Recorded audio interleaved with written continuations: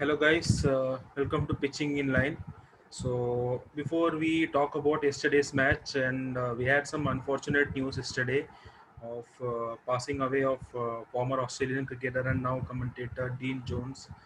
It was really unfortunate to hear that news. As he till his last breath he was in doing what he was loving, his passion. He was in IPL duty, and he was staying in Mumbai for that particular duty. So it is really unfortunate because we have lost another person who was really excelled in his field. uh, just for the fact, Dean Jones, he made his debut in the year 1984. It was against West Indies, and he played his last ODI against Pakistan in 1994. So basically, his career spanned for 10 years. But I personally haven't seen him play, but I have known him as a commentator, and I can safely say that he is one of the rarest commentator who can, who does not only have the good knowledge about the game, but also have that witty, humor sense, which can attract the viewers and the person who is listening to him. So, bro, what were your reactions when you heard the news? Very tragic news, man. Very tragic news. And Mr. Dean Jones was in Mumbai for broadcasting IPL. So he was in the studio. And it was very unfortunate because he's very young. He's only 59. And the man is really known for his knowledge of cricket. No, even not many people know, our generation not know him as a cricketer, but he was a vital cog in Australia's resurgence in cricket. Mm. He started in 1984. He was a vital member in 1987 World Cup winning team along with Alan Border, and also the famous 1989 Ashes win in England. And he was one of the mainstay of the batting order along with Alan Border.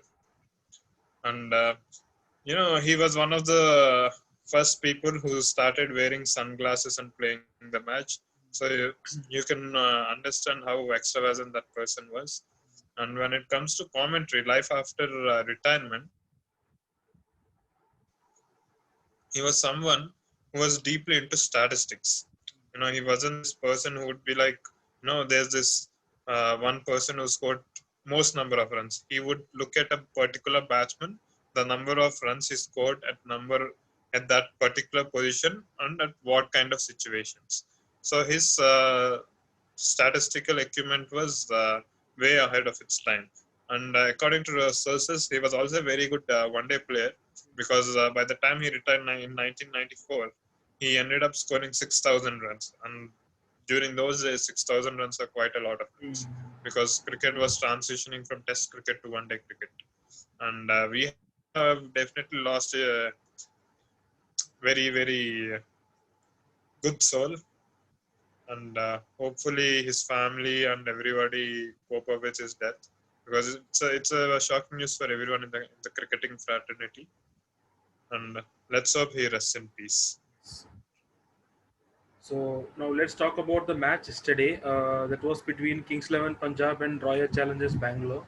So yesterday we were talking about how these two these two teams have different kind of results coming into this match. We expected Royal Challengers Bangalore to play with some purpose because they won the match. So we thought that they will have the confidence, and they will have some kind of fighting spirit coming into the match. And Kings 11, on the other hand, we thought that Mm. they were down and out for the first match. It was either they would have been absolutely shattered, or they had to come all guns blazing, and it happened the other way. They came all the way, all guns blazing, and it ended miserably for Royal Challengers Bangalore. What do you feel about the match yesterday?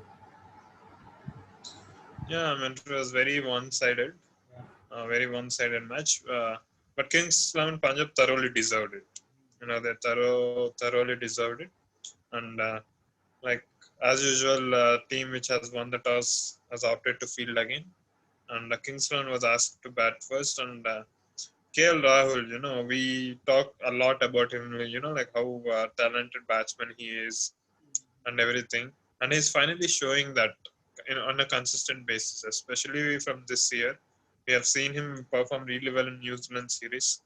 And one heartening thing to watch is the more responsibility that you're giving to KL Rahul, I think he seems to enjoy it. Mm. He feels like he's an important part of it, so he's getting involved a lot. And yesterday was a proper captain's knock, scoring 132 in those kind of UAE pitches. It's a very good feat.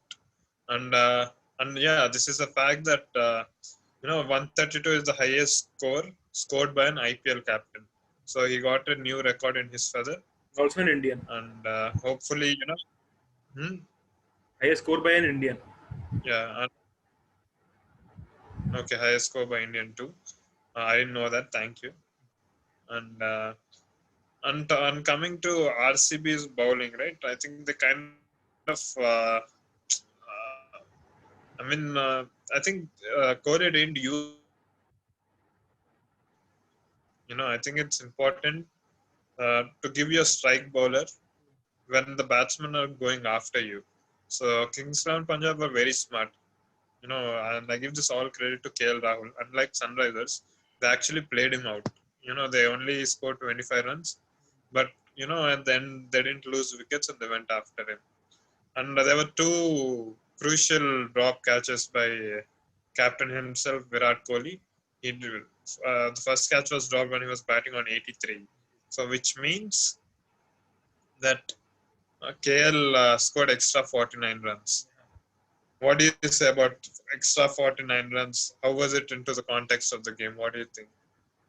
See, when you cross the 200 mark, right, it automatically develops a psychological thing in your mind. When you are going and chasing 200 plus, it's entirely a different ball game. However, which may be good, but chasing 200 plus is also always is not an easy job, right? Unless you have a good start with your openers who bat out 5 to 6 overs without much of a damage. But for that drop catch really cost him, and not once he dropped him twice. One was of Stain, and other one was of Saini. So it was really a bad day on the office for Virat as a captain and as a player also. Hmm. And yeah, and after that, I thought Mayank Agarwal supported him really well. The opening partnership was really crucial. Had they lost some early wickets, they could have sent some kind of wrong signals. But he batted really well. He acknowledged his captains, and and that was an like a proper.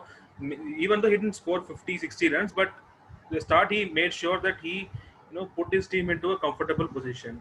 What do you feel about Yeah, the bowling of yeah, Royal go on. Challengers Bangalore? With Dale Steyn and Umesh Yadav, consistently leaking runs. So, do you see any changes going forward for them? Hmm. Maybe with Umesh Yadav. Uh, he was very expensive. And even Stein was expensive because, Kohli KL Rahul kind of took a liking to him. He went after him. And to an extent, it's unfortunate because, there was catch dropped off his bowling. If he would have gotten that wicket, his figures would have been completely different. But so Stein, I don't know. They might look into those two spots, Dale Stein's spot and Umesh Yadav's spot. But the thing is, whom would they replace with Dale Stein? They had Kane Richardson as their fast bowler, and who would have been their backup bowler. He was injured, and they got in Adam Zampa.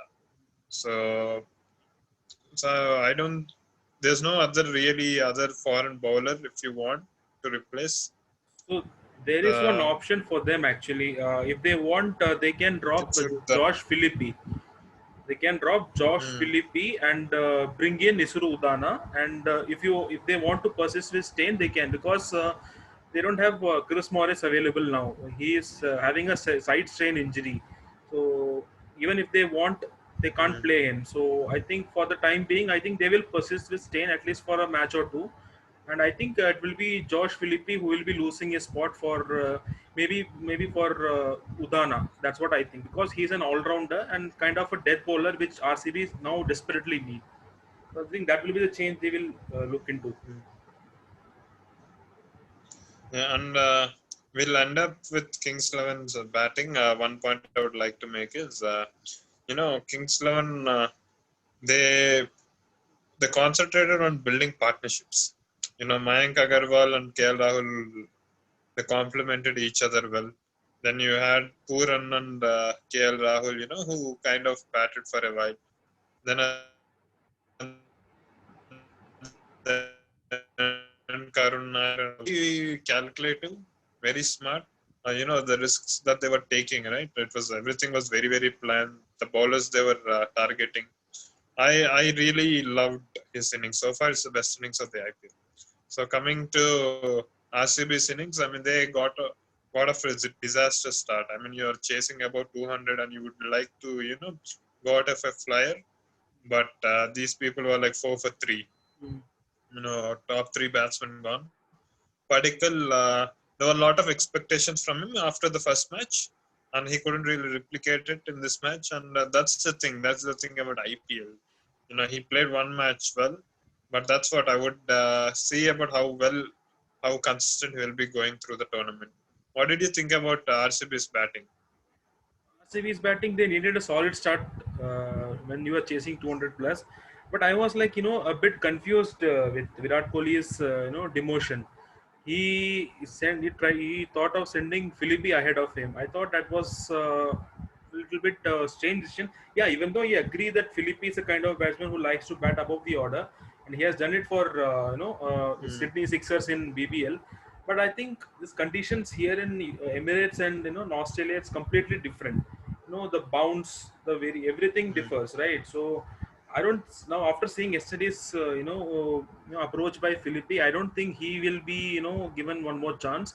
I think they will they should go with somebody like Udana or probably Moeen Ali, and that would be kind of compensatory thing for RCB because Philippi is presence doesn't make sense and his wicket keeping is also very subpar, especially while keeping for Chahal.